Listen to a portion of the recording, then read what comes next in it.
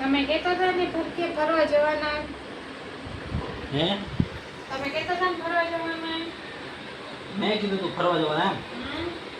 આપણે ક્યાં ફરવા જવાના? અત્યારે તો આપણે રક્ષાબંધન ગઈ, ઘરે ઉજવણી કરી બધાએ મળીને. ફરવા જવાનું ન હોય પછી સીધા દિવાળી પર ગામડે જઈશું. જન્માષ્ટમી આવે છે, અમે તો જવાના અમારા પપ્પાના ઘરે.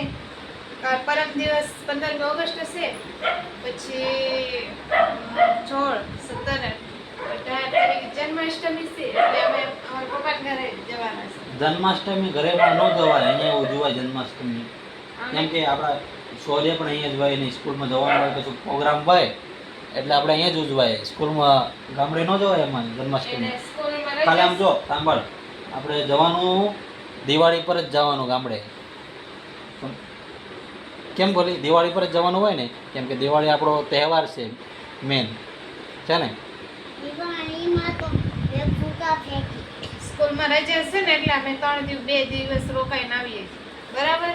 નહીં, તું અને શૌર્ય જજો, મેં તો અહીંયા જ રહેવાનું હા તો છે. અમને બસમાં મેં પણ આવીશ. સારું, તો શૌર્ય પણ કહે છે કે આવજો. તો આપણે પપ્પાને આપણે- નથી લઈ જવાના. આપણે બધા એમ જઈશું. કીધું ને, આપણે વાત થઈ હતી ને બંનેમાં. નહીં, એ તો શૌર્ય કે તો જવાનું. શૌર્ય શું કહે છે, જવાનું કે નહીં? તું શું કહે છે, જવાનું કે નહીં? અમે જવાના છે. સારું, તો ચાલો.